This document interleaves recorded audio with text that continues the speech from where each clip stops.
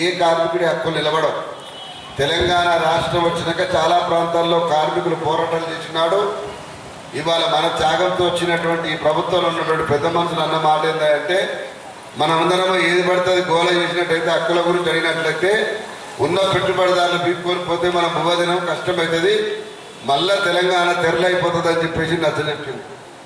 అది ఎంత దూరం పోయింది అని అంటే, ఉమ్మడి రాష్ట్రంలో నన్న కొట్లాట అయితే కార్మికులకు మధ్యన ప్రభుత్వానికి మధ్యన పూసబెడతానికి పెద్ద మనిషి అయినా ఉంటుండే, కానీ మీరు ముందు నోరు మూసుకుంటే అటువైపు పెట్టుబడిదారుతో మాట్లాడడం తప్ప మీరు సప్పుడే చేయొద్దని నోరు నెక్కేటువంటి స్థితి చాలా ప్రాంతాల్లో కొనసాగుతూ ఉంది. దానికి వ్యతిరేకంగా ఇప్పుడే 3 ఏళ్ల నుంచి ధర్నా చౌక్లో ధర్నాలు చేసే అవకాశం ఇవ్వకపోయినా రోడ్డుకి కార్మికులు ఇప్పుడిప్పుడే ఉద్యమాలు చేస్తూ ఉన్నారు.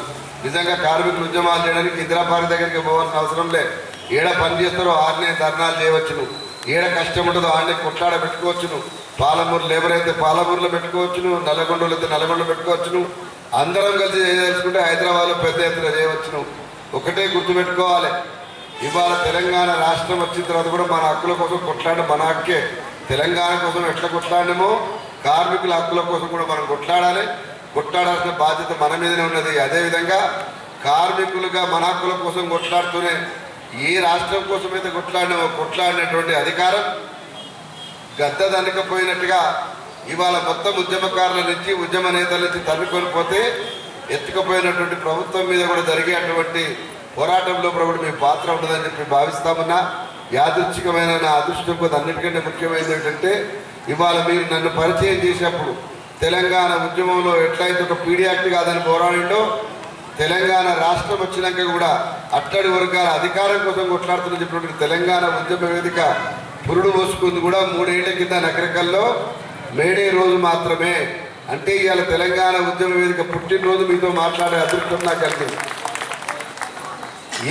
ఏ మేడే నాడు స్ఫూర్తితో పుట్టిందో అదే మేడ చారిత్రక అవసరాన్ని గుర్తించి తెలంగాణలో ఊపిరుండదాకా ఖచ్చితంగా కొట్లాడుతా ఆ వారసత్వాన్ని మీరందరూ బదలపరచుకోవాలి.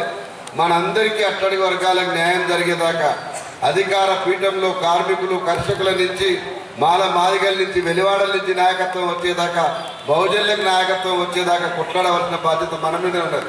సర్వాయి పాపన మన అట్టడి వర్గాలనే పుట్టిండు, చాకలి ఐలమ్మ మన అట్టడి వర్గాలనే పుట్టింది, బందగి మన అట్టడి వర్గంలో పుట్టిండు, షోయబుల్లా ఖాన్ మన అట్టడి వర్గంలో పుట్టిండు.